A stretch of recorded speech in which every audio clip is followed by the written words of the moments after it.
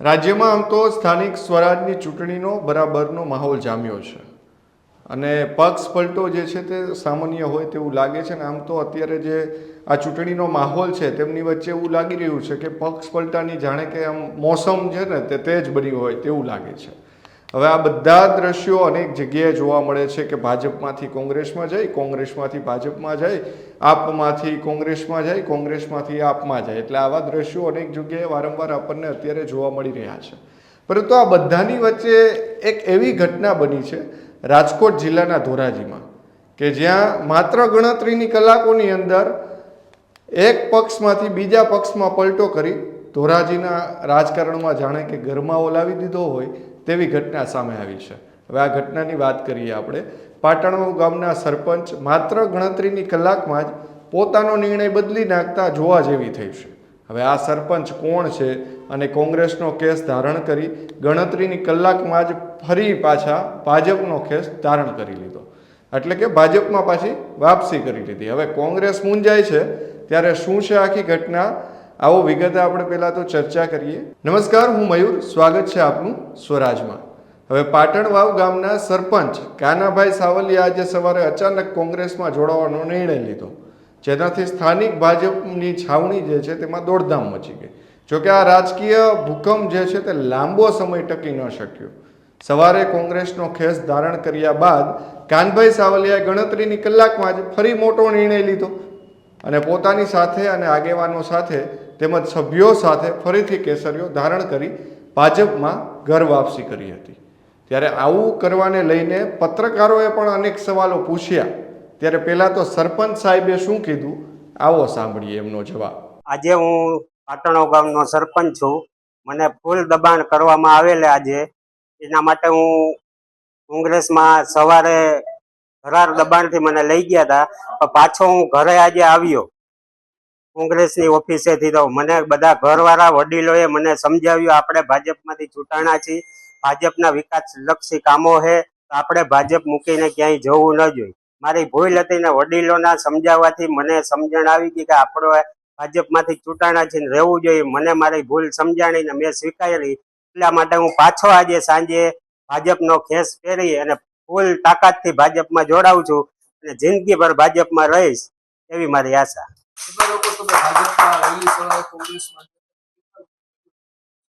હું એક જ ભાજપમાં ગયો હતો અને હું પાછો આવી ગયો. હવે કાનભાઈ દ્વારા તેવો દાવો કરવામાં આવ્યો કે હું દબાણના કારણે કોંગ્રેસમાં જોડાયો હતો. હવે કોંગ્રેસમાં જોડાવાની મારી ભૂલ હતી, વડીલો મને ભૂલ સમજાવી, મને ભૂલ સમજાઈ ગઈ, એટલે ફરી પાછો ભાજપનો ખેસ ધારણ કર્યો છે અને ભાજપને હું જીતાડીને બતાવીશ તેવું પણ આ કાનભાઈએ કહ્યું છે. એટલે કે દાવો કરી દીધો કે હવે હું ગયો તો એ મારી ભૂલ હતી અને એ ભૂલ હવે હું દોહરાવીશ નહીં, હું પાછો ભાજપમાં આવું છું. મને ખેસ પહેરાવી દો. તેમણે ખેસ પહેરી પણ લીધો અને તેમણે કહી પણ દીધું કે હવે હું અહીંયા જે કંઈ ભાજપના ઉમેદવાર હશે તેમને જીતાડવાની પણ મારી જવાબદારી છે. આ કાનભાઈનું કહેવું છે.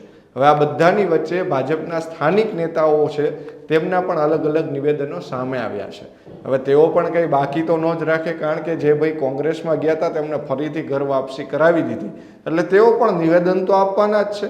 એટલે તેમણે કોંગ્રેસ સામે આક્ષેપો કરતા કરતા કહ્યું કે કોંગ્રેસ દબાવી ધમકાવીને પક્ષ પલટો કરાવે છે.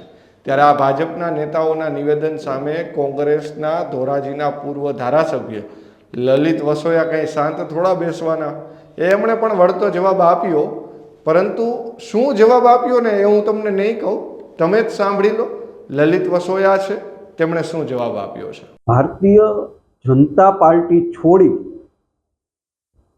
ભારતીય જનતા પાર્ટીના હોદ્દેદારો, કોઈ જગ્યાએ ચૂંટાયેલા સરપંચશ્રીઓ જ્યારે કોંગ્રેસની અંદર પ્રવેશ કરે છે ત્યારે સ્વેચ્છાએ સામેથી આવીને પ્રવેશ કરે છે અને જ્યારે સોશિયલ મીડિયા અને મીડિયાની અંદર આ વાત ડિક્લેર થાય છે એટલે તરત જ ભારતીય જનતા પાર્ટીના આગેવાનો સરકારી તંત્રનો દુરુપયોગ કરી અને ક્યાંક ને ક્યાંક સરપંચોને એવી દબાવણી આપે છે કે તાલુકા પંચાયતમાંથી અધિકારીઓ અમારા બેઠા છે, તમારા વિકાસના કામો અમે અટકાવશું.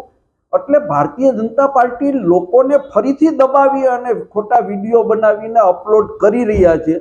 કોંગ્રેસ પાર્ટીમાં જે લોકો પ્રવેશ કરે છે એ સ્વેચ્છાએ પ્રવેશ કરે છે અમે કોઈને લોભ લાલચ આપતા નથી, કોઈ હોદ્દો આપવાની વાત કરતા નથી, પરંતુ ભારતીય જનતા પાર્ટી દબાણની રાજનીતિ કરી રહી છે. લોકો છતાં પણ જાહેરમાં નહીં આવે તો પણ ખાનગીમાં કોંગ્રેસ પાર્ટી સાથે છે અને ભારતીય જનતા પાર્ટી લોકશાહીની અંદર આવી રીતે ચૂંટાયેલા લોકોને દબાવવાનો પ્રયત્ન ન કરે એવી વિનંતી કરું છું. આજે સત્તા એની છે, કાલે સત્તા અમારી આવવાની છે. જે તંત્રનો દુરુપયોગ કરીને અધિકારીઓ હાથા બની રહ્યા છે, અધિકારીઓને પણ મારી સ્પષ્ટ ચેતવણી છે કે માપમાં રહેજો તો ફાયદામાં રહેશો. આજ નહીં તો કાલ સત્તા ઉપર અમે આવવાના છીએ અને તે દિવસે અમે પણ ઘણું બધું કરી શકવાની ક્ષમતા ધરાવીએ છીએ.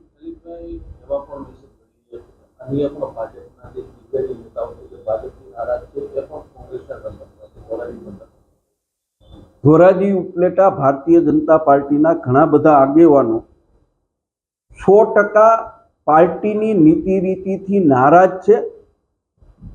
એ નારાજગીનો ફાયદો કોંગ્રેસ પાર્ટીને મળવાનો છે અને આવતા દિવસોની અંદર આ તમામ આગેવાનો એની અવગણના, કારણ કે રાજકારણમાં સ્વમાન સૌને વાલું હોય અને સ્વમાન ન જળવાતું હોય તો સ્વાભાવિક છે કે લોકો સ્વમાનના ભોગે રાજનીતિમાં ન રહે ને એ લોકો 100% અમારી સાથે આવશે. હવે લલિત વસોયા દ્વારા પણ આ ઘટનાને લઈને આક્ષેપો કરતા કહ્યું કે ભાજપમાંથી કોંગ્રેસમાં આવેલા લોકોને ભાજપ અધિકારીઓના હસ્તે દબાવીને ભાજપમાં ફરી પ્રવેશ કરાવી રહ્યા છે.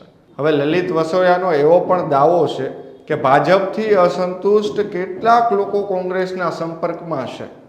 હવે આ દાવો લલિતભાઈ વસોયા કરી તો રહ્યા છે, પણ જો સંપર્કમાં હોય, તમે લઈ આવી પણ રહ્યા છો, પણ પાછા જતા રહીએ છે એનું શું?